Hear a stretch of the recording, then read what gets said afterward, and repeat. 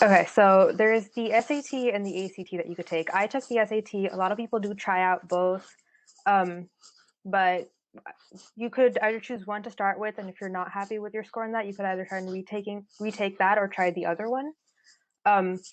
But it's not really a benefit if you take both for on the college perspective. They kind of just want a good score on one or something like that. So I took the SAT earlier than a lot of people take it normally, which is in their junior year. I took it in my sophomore year because I thought, why not get it over with? And also, I wasn't sure if I would do good in the time, and I wanted to have to retake it if I needed to.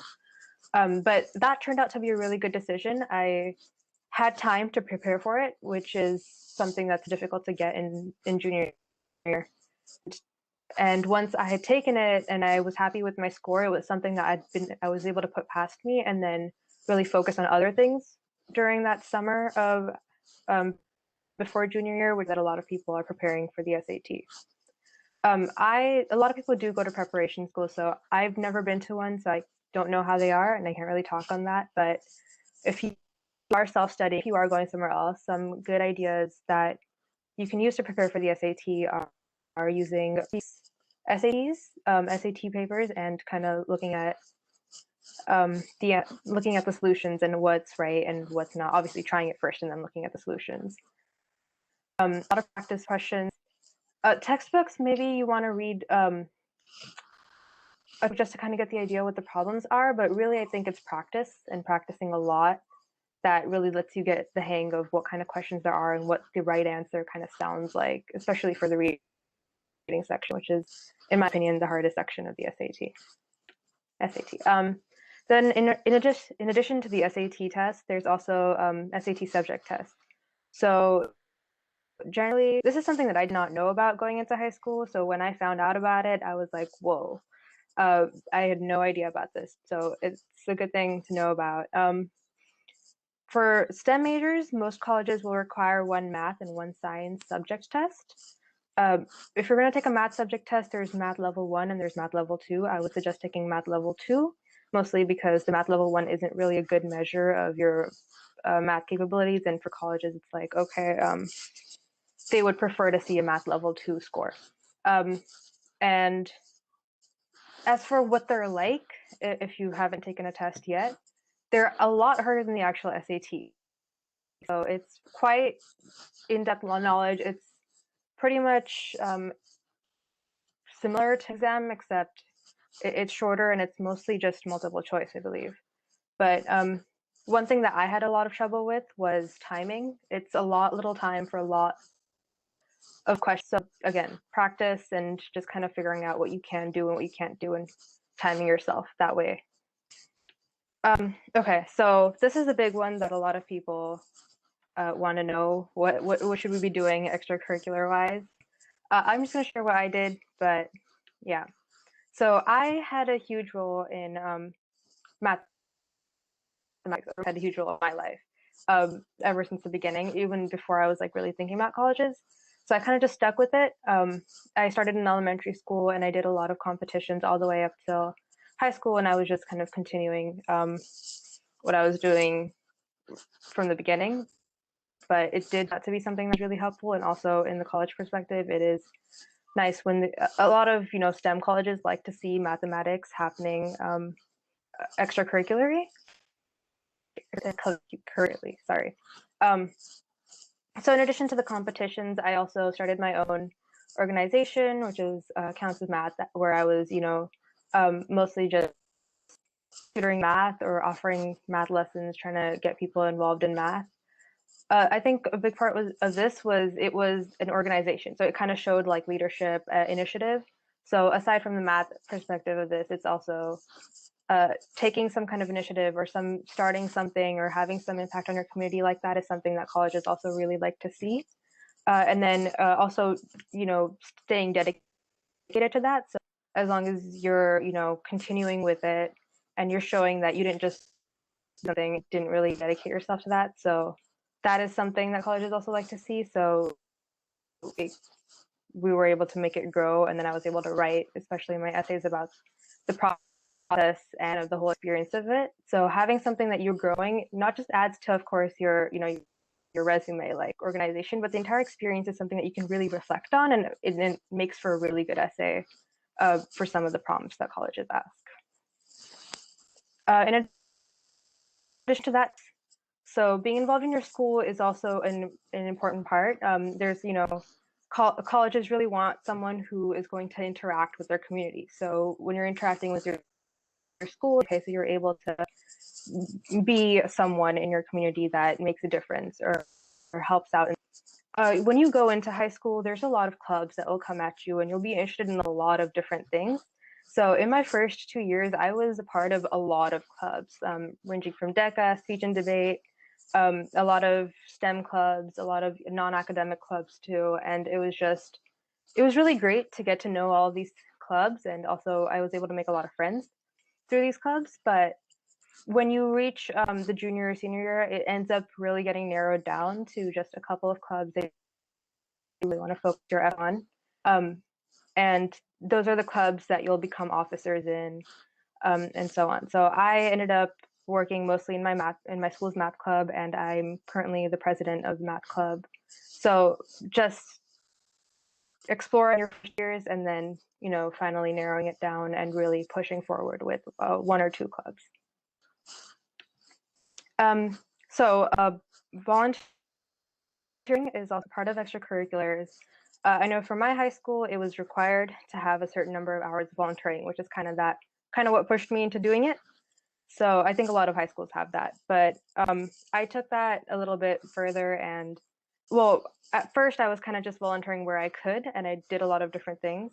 But I finally stuck with the one organization or one program, and that was at the Space Center, where I volunteered for almost 2 years, and I got more than 100 hours. And it was just something that I stuck with, and it was I felt pretty influential when I was doing what I was doing at the museum, which was kind of demonstrating things to young visitors.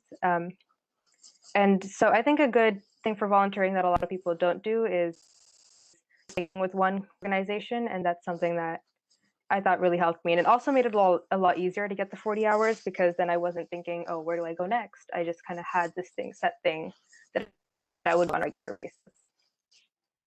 Wait, I was wondering. Yeah.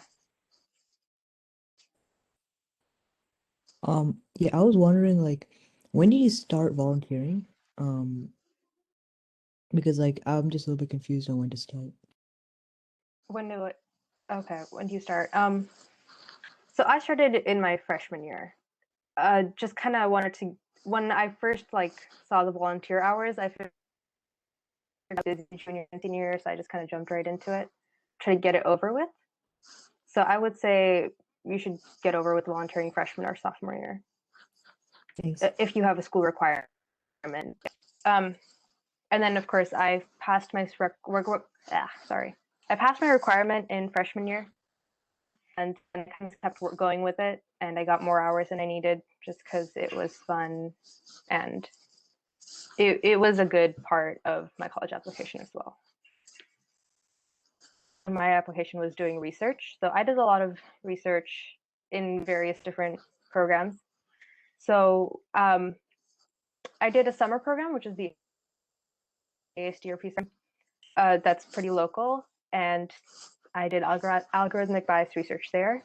And even then, my group took the paper that we wrote for that summer program, and we kept working after the program had ended to add a couple things on, and then we were able to present that same idea or that same paper at a larger conference. That's the Southern California Conference for Undergraduate Research, I believe. But they do allow researchers. So the other big thing that really kind of influenced, I think this is the biggest thing that influenced what I chose to do and what I kind of focused on in all my college essays and what I do to do in college and beyond, is the UCSF Surgical Innovations internship I had. It was supposed to be a summer internship, and it was me designing a medical device and kind of using engineering skills there. I was able to make some really great connections there, and those connections kept me kind of working in that same field far beyond what the date was for the internship. So I'm still involved a little less than I was before, but for at least a year after, I was really involved with this lab's work. And when they started opening up a different project, especially when COVID shut the lab down, because what I was doing before couldn't be done without a lab, they started a data mining project or a data related machine learning project. And that thing that they asked me to be part of and help out with. And that was kind of like really related to the computer science I was interested in, and also all the medical stuff that I had gotten to become really interested in as I was doing research. And it was just kind of an amazing opportunity that just like came to me, and it was just really nice. So when you do the internships, like any place that you do an internship, I think a big part is really getting a connection with your mentor or someone there who can keep you kind of involved in what's going on if anything else comes. And also to ask them for a recommendation letter, because that's also um, when you have a recommendation letter from someone who's, I'll talk about recommendations later, but also when you have someone who's not a teacher and who can talk about you in a different context, that could provide another dimension to who you are to colleges. I also did independent research again, like I said, the thing I was doing before at UCSF. It kind of inspired me to do something along the same lines, but in a kind of different area. So I created my own model. That was something that I guess colleges were impressed by. I don't really know what it was about me that got colleges interested or not interested, but just guessing here. Yeah, that's pretty much for research. Before I move on to the next category, another common extracurricular activity is summer programs in general. People apply. The thing about summer programs is that their application deadlines are really early, way before summer is going to come. So a lot of people do consider summer programs, and again, I would say do consider it. They are normally very great, and I did apply to a lot. I just never really got into a great summer program until I did, and then COVID kind of shut everything down. Um, but, but summer programs, but again, you might want to weigh benefits of going to a summer program or maybe spending your summer doing something else if you have something in mind that you want to maybe independently do. So just kind of considering a program versus that. Especially, I know that some summer programs take a lot of your time over the summer. Did anyone have a question? I thought maybe I heard someone.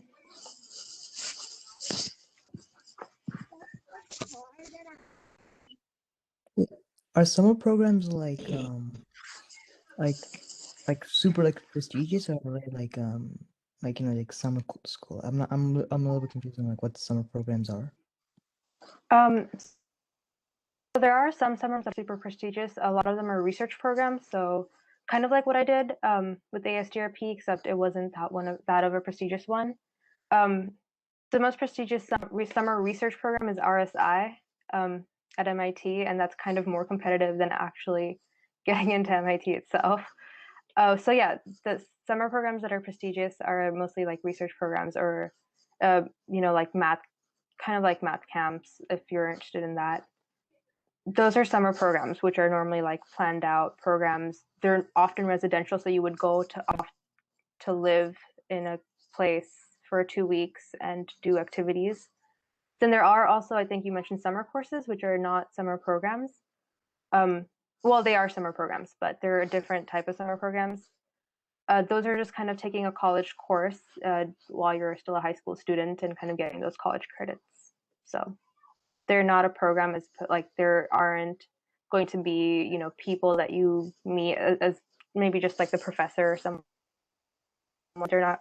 Mostly programs have mentors and other activities that they do. Maybe they'll go on like some field trips or to some companies or something like that. So summer programs are generally more involved, or they're like a lot more things happen in summer programs than summer courses. Does that kind of make sense? Yeah, makes sense. Okay. And then there's essays. So the major essays. So if you're getting to the time of applying, then this is mostly important for you. Major essays that you should write, that you will have to write, if you're obviously going to these schools.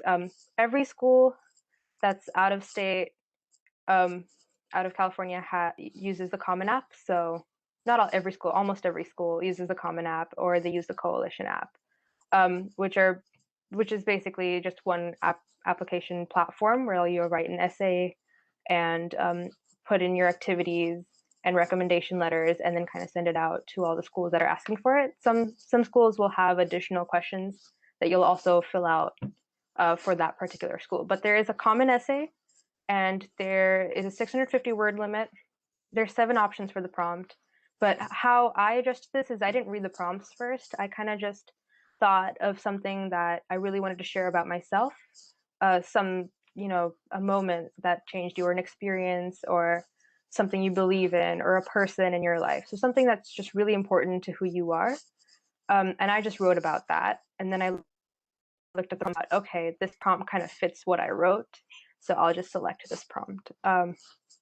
So that's, I think, a good way to do a personal statement. And then there is the UC app, which is for all the UCs, and there are 8 options, and then you choose four prompts, and then you write 350 essays for each of those 4. For this one, I did look at the prompts, and then I kind of brainstormed ideas for all the prompts, what I could write about, and then I chose the 4 that I thought would be the strongest, or that I wanted to share the most.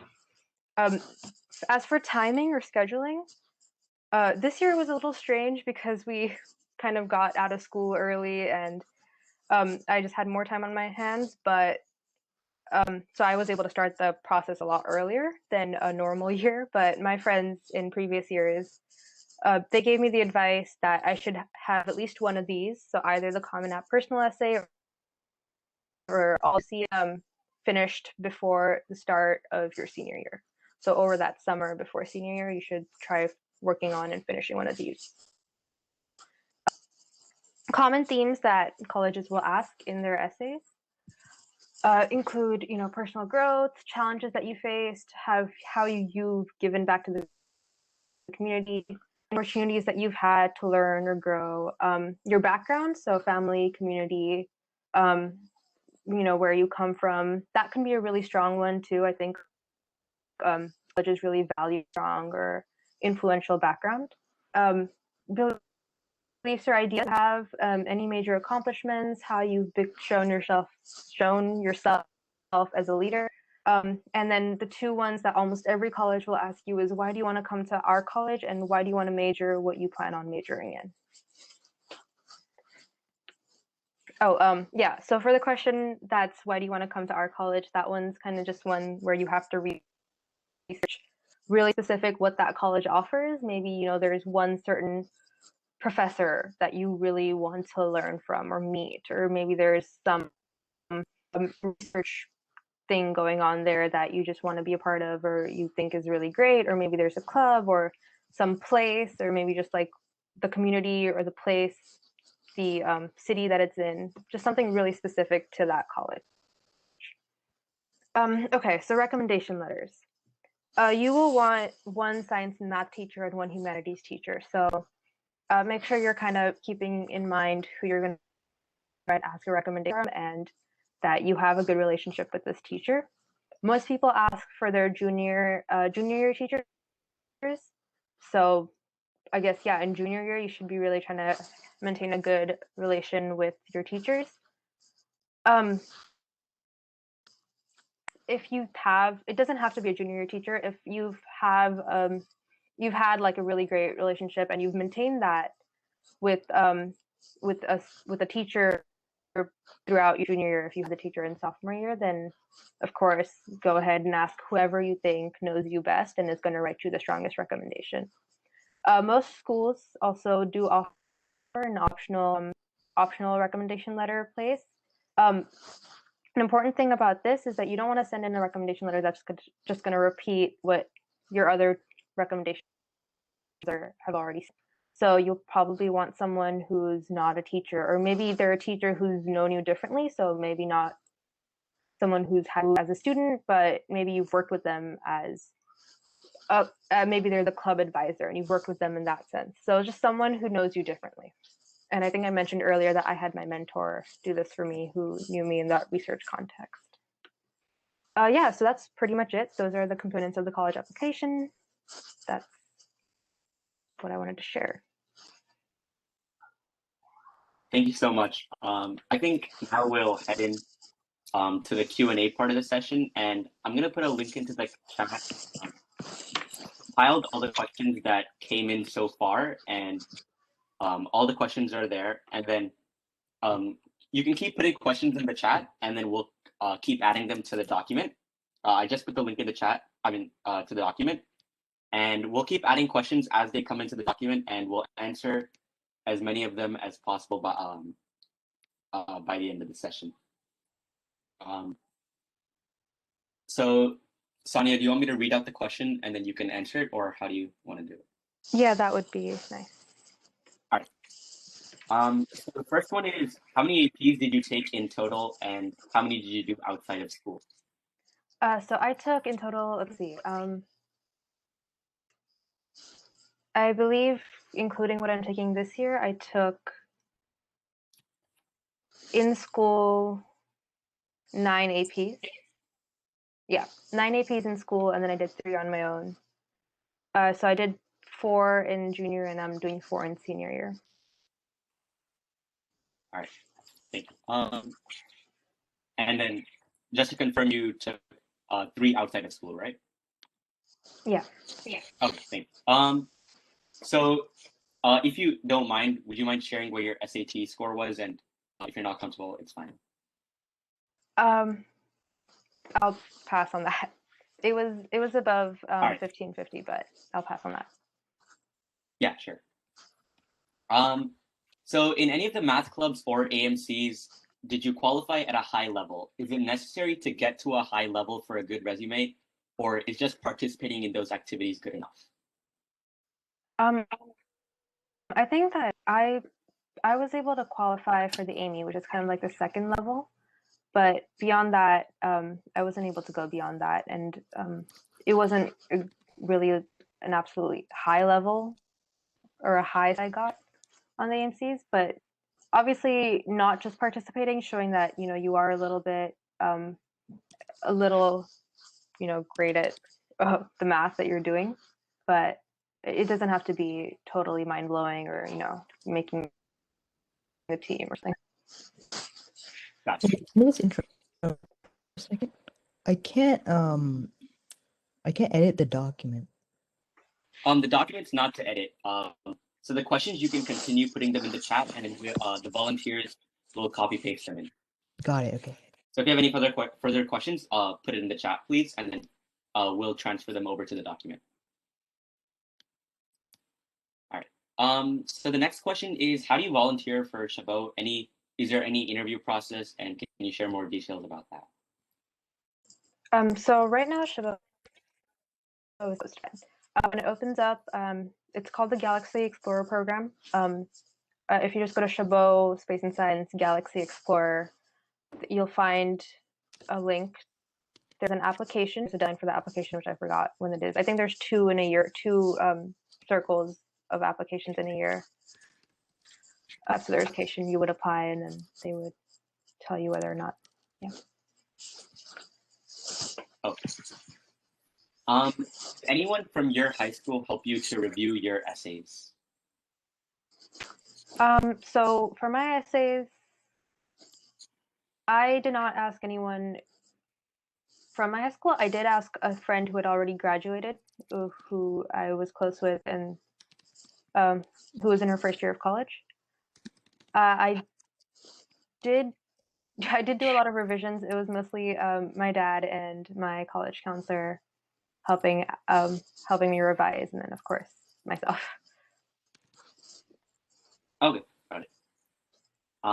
So do we need a recommendation letter from your counselor, school counselor? Yes, you do. So you do need a counselor recommendation. I forgot to mention this, but that is something that counselors kind of take care of. And if you do have a cool relationship with a counselor, that's pretty helpful, I guess. I didn't really have a really close relationship. I had talked to her a few times, so I'm not really sure what you should stand there with the counselor. All right. Did you take any APs in 10th grade? So yeah, I could only take one AP in 10th grade. That was AP European History, so I did take it. Yes. So the APs you took outside, those three APs you took outside of school, did they get transferred to your school transcript? No, so I did not get any type of credit for that. Or well, I didn't get any high school credit for that. I just got the AP score, and that was about it. But the thing about the AP score is because they're college level classes, for certain colleges, if you have a good score on certain AP exams, you're exempt from certain college courses. Oh, thank you. So where did you so did you take those outside APs somewhere like at a I know like Elite or some prep facilities right now like offer those. So did you take them at outside facilities or did you completely self-study? No, I didn't. I didn't take any courses. I self-studied for those. I Okay. basically used a lot of prep books, like AP exam prep books that most people will use anyways, even when they do take the course. When you're nearing the AP exam date, most people will use textbooks to kind of revise the year's material, and that's just what I used to learn the year's material. Okay. Did you do any community college courses? So yeah, since I had done my AP Stats exam earlier, I didn't really have a course in my senior year, a math course in my senior year. So I did linear algebra from Ohlone. And I had planned to do multivariate in the second semester, but because they give priority to their students, I wasn't able to get one. So even though I had written that on my college application that I was going to be taking it, they were pretty fine with me explaining that I wasn't able to take the course. Aside from community college courses, I also did a course from Berkeley during this past summer, which was my summer between junior and senior year. And it was just a computer science course. Whatever subject you're interested in, it's sometimes cool to do a course from a college. All right, thank you. Can you share the process to get into UCSF research? So for me, I kind of had a connection with someone who was able to get me an interview, and then I was interviewed. But a good way to get involved in research like that is to find people who are doing research and then kind of just email them and tell them about you and why you're interested, and just kind of ask them if they would be willing to have you as an intern or maybe even shadowing. So. Okay. So you said that you did hire a private counselor, and someone is asking, how useful was that college counselor, and what do you suggest for others? So I can't really suggest a college counselor for you guys, but for me, my experience with a college counselor was it was kind of new at the beginning when I was just starting the process. She was, I guess, the main help was editing my essays and kind of that back and forth with her because she had seen a lot of essays and a lot of successful versus not successful essays, and she kind of just had a general idea for what it should kind of look like. But at a certain point, I felt like when she was editing my essays, a lot of my voice was being taken from it. So there was a little bit of that. So you want to be careful with that when you have a college counselor. You want to make sure that you're keeping your voice and you're not kind of just sounding like every other essay or a lot of just like toneless essays kind of. That's going to be pretty not exceptional if you want your college to see that you stand out.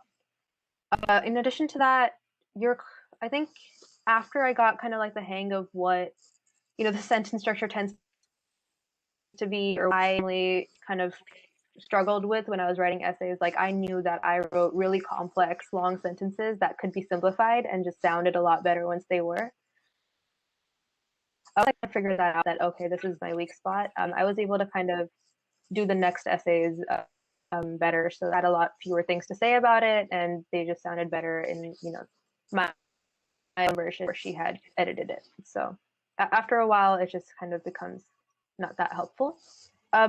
Aside from that, she was helpful in kind of making sure that I was meeting deadlines because she had her own deadlines, and that was helpful.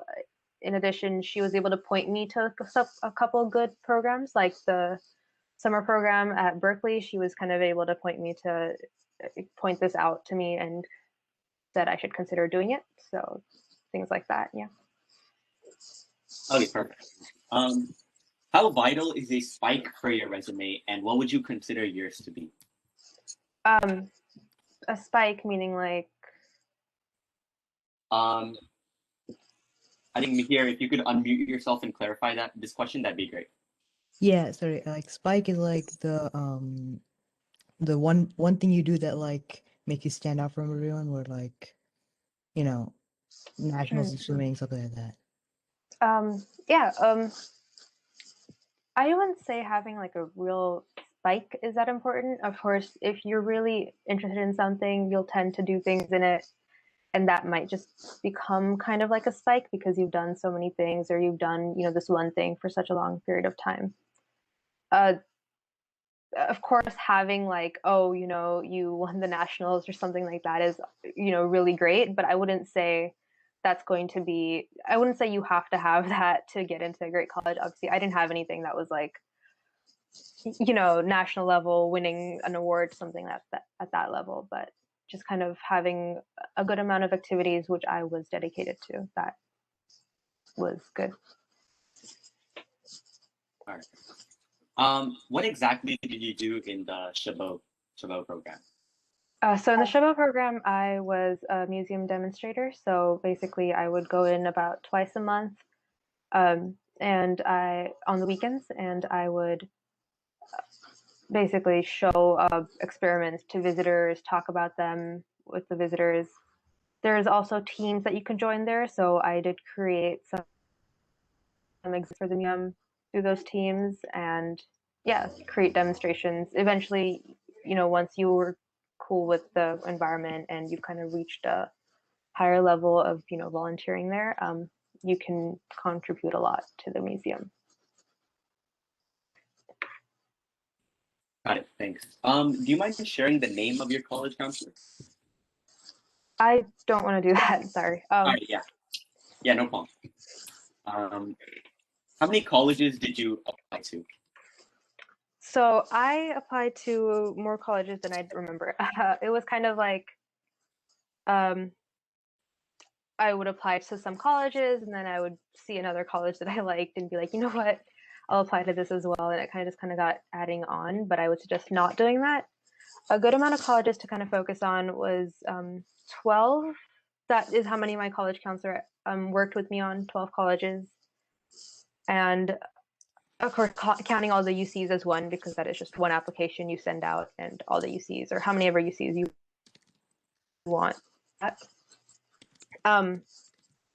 So I would say around 12 to 15 is a good amount to apply to, and kind of making that list early on and just kind of sticking there. Of course, a lot of colleges will be trying to woo you during the process, and if you see something that stands out, sure, definitely apply for it. And also making sure that you have safety schools that you're applying to, because in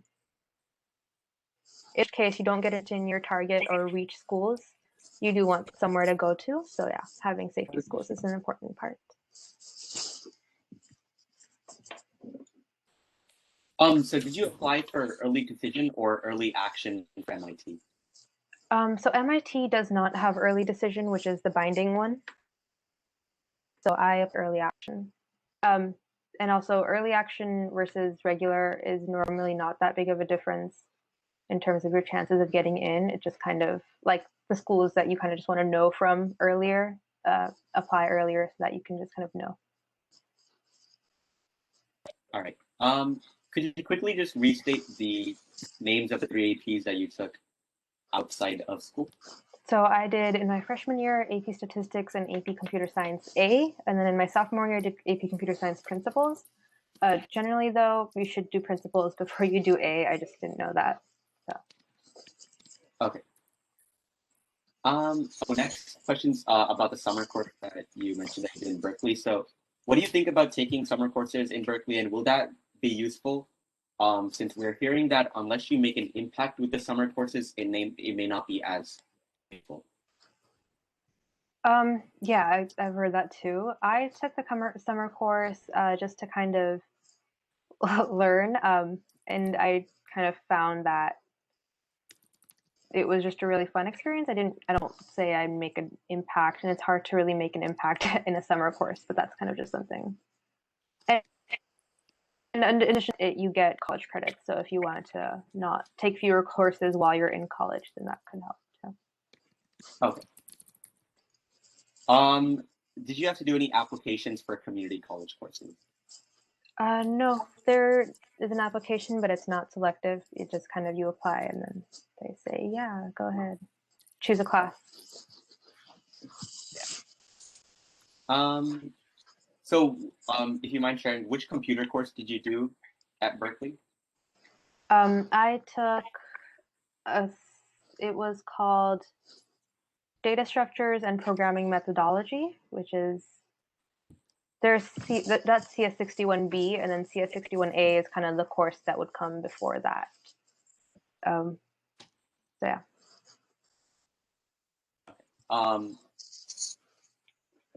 What kind of help did your counselor provide? And actually, never mind. I think the second part of this, I think we kind of went over this already.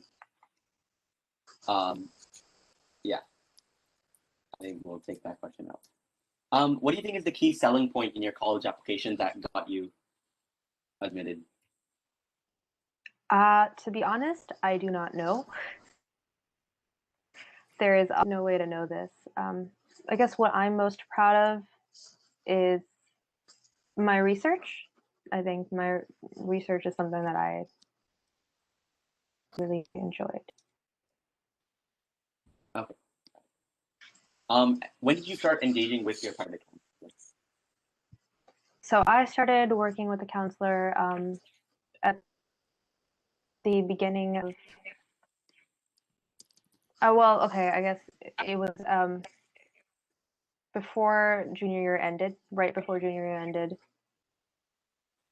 Kind of like the beginning of summer, which was earlier than it was supposed to be because we'd all kind of gotten out of school. So yeah. Got it. So did you apply for other colleges in regular decision even after getting the early action admission from MIT? So yeah, I applied to Harvard and Carnegie Mellon mostly because the day I got my admission, I'd already those essays. Like I had written those essays and I had just like had to revise it a couple times. So I got not. And of course, the admission from MIT was like, I can't really believe this is true. It's got to be a mistake. So I kind of just sent those out. Got it. I think so far that brings us really to the end of the question. Oh, there's one more now. How did you manage the time with all the extracurriculars and AP courses that you took? So yeah, time management was pretty hard, but so I think a lot of my extracurriculars happened during break, so they didn't really interfere with my AP courses as much. But that's the thing about taking AP courses or coursework that's not too hard. You don't want to be overloading yourself with that work so that you could have time to do other things. It does get kind of hard, especially in your junior, which is kind of when all your extracurriculars come into play, as well as a lot of AP courses and things going on. But it's just that's like that one hard time, and then you get through it. I guess an important thing for managing time, though, is writing down everything you have to do, and then doing those, like kind of like checking those off, which is something that's helped me. All right. When did you and your parents plan for the college since we see your early involvement in math counts, etc.? I guess we started planning for college. I'm not really sure. That's kind of like an interesting question. I personally started most thinking about it in like junior year of my high school year, and that's kind of when I was like, oh gosh, colleges, I should really do this or do that. But I kind of had a few things already going for me. All right. Were you accepted to more than one Ivy League school? This is if you don't want to share, that's fine. I didn't apply to that many Ivy Leagues. Of course, there's the Harvard and Carnegie Mellon, which I haven't heard back from. I don't think I applied to any other Ivy League schools. So. All right. Sorry, just give me a second. I have to charge my. Yeah, no problem.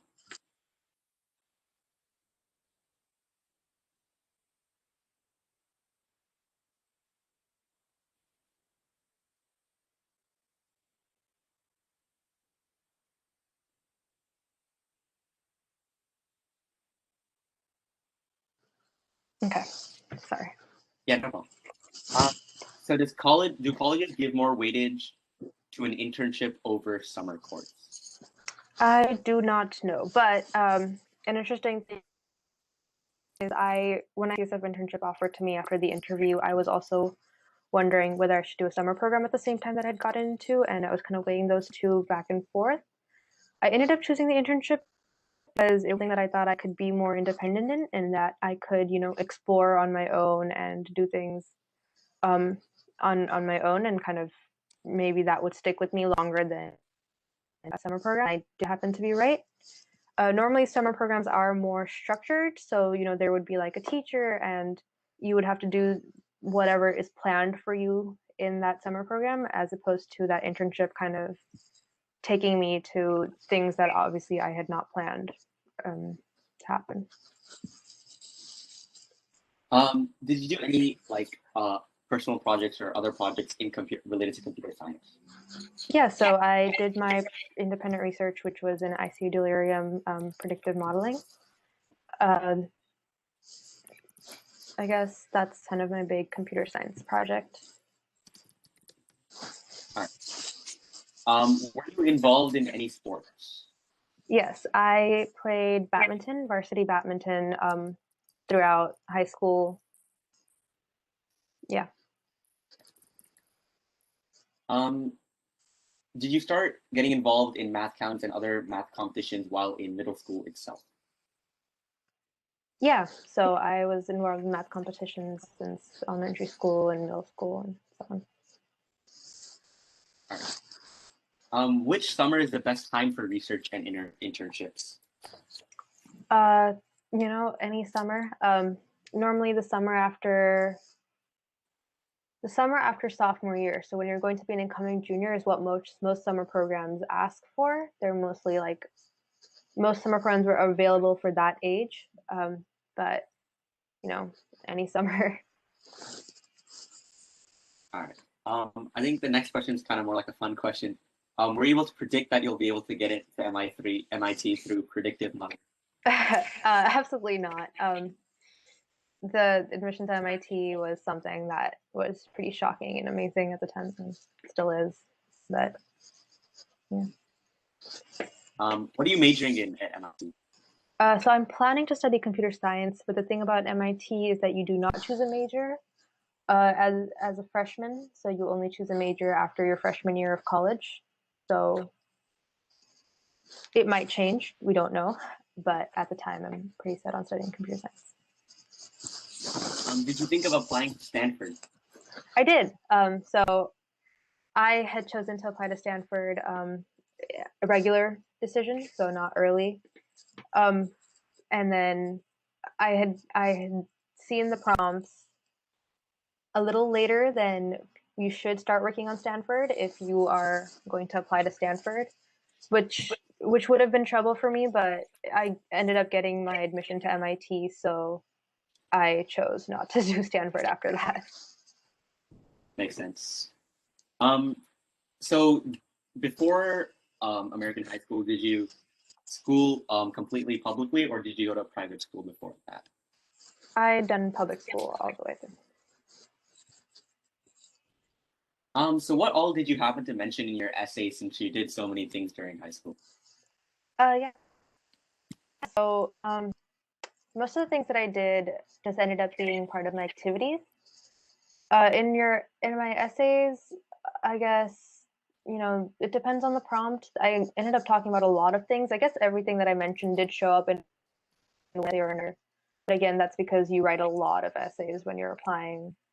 So yeah, I guess everything that I mentioned right now did show up in one essay or another. In addition to that, I also talked about, like I said, my background. That's an essay that's not academic. My common app essay was not academic either. It was mostly an experience that I had gone through. Oh, of course, there was. I guess I talked about my culture a bit because that also played a role in who I am. Community, which I guess I've talked about a little bit. So community service and how you played a role in your community. Yeah, everything I talked about, and then background and personal experiences. All right. All right. I think we have time for maybe one or two more questions, but after that, to respect Saniya's time, I think we'll wrap it up at that point. So if anybody has any final questions, feel free to either unmute yourself or put it in the chat. But I think if not, then we'll wrap it up.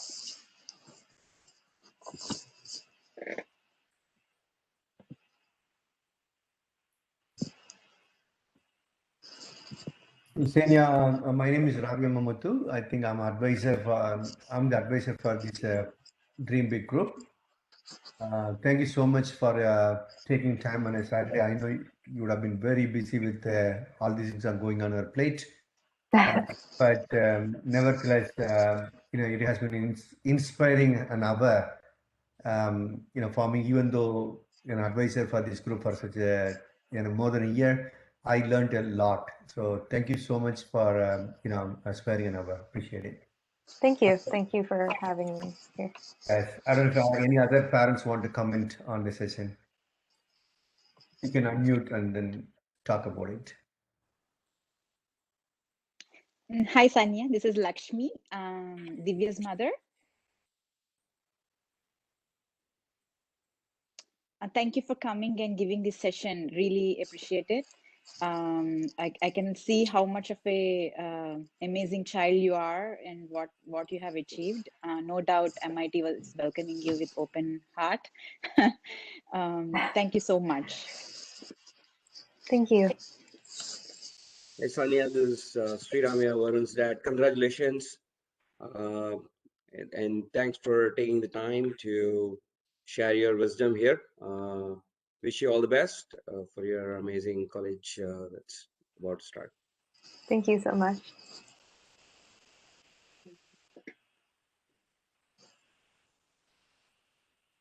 Thank you, Saniya. I think if I don't know how much you know about this the Dream Big organization. So it has been started with 30 people sometime last year, January. And the volunteers here, 4 or 5 doing an amazing job in terms of growing big and then giving back to the community in the form of services like this. So hopefully it will be very useful to the community. Thank you so much for coming again. Appreciate it. Congratulations again. Thank you. Saniya, Thank you, Saniya. congratulations. This is Saniya, this is Madhavi Trinap's mom. Congratulations. We are so proud.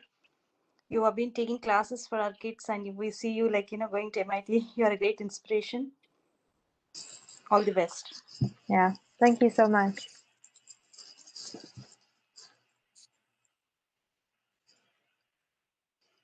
Hi, I'm Aryan. Congratulations on getting into MIT. I have a question for you. Do you think you would have been admitted to MIT if you would have applied as a regular decision instead of early decision? I have no idea. Sorry. I have no way of knowing what the college is there. what the college was thinking.